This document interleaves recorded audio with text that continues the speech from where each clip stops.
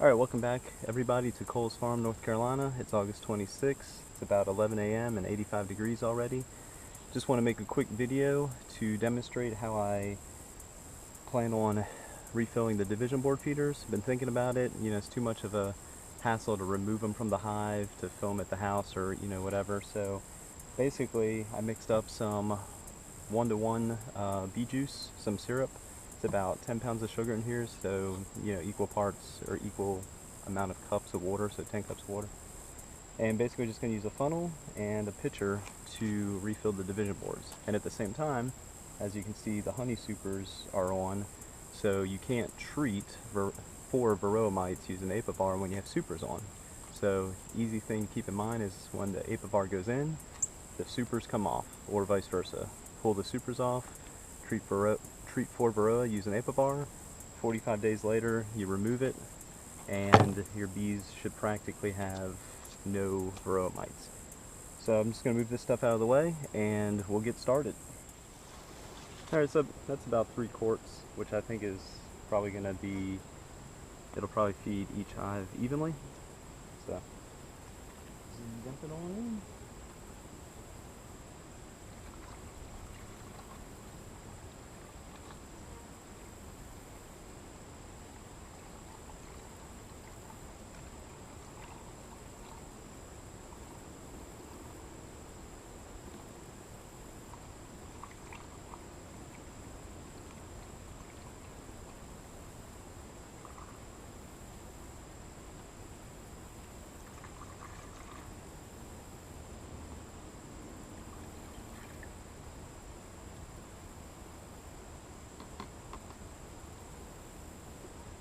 Alright, well that worked out pretty nicely. So now I'm going to insert the apivar, which you just use 2 strips per deep.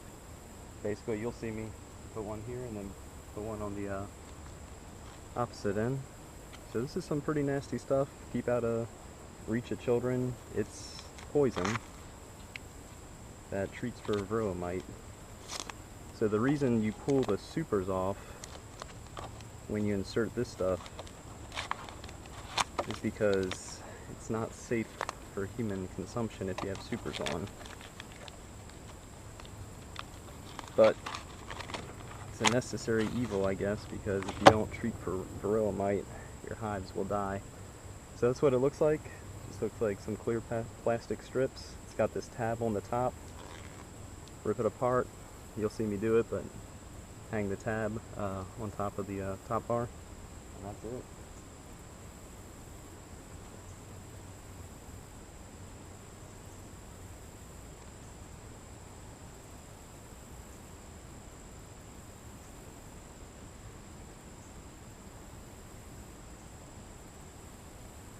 Alright, I'll grab the camera, give you a close-up. Take a look at the feeder. So this holds a gallon, and considering it's almost to the top, there is a little left in there since I only put 3 quarts in there. And then the apivar strips, you just got to push them down a little, but that's how you treat Varroa using apivar.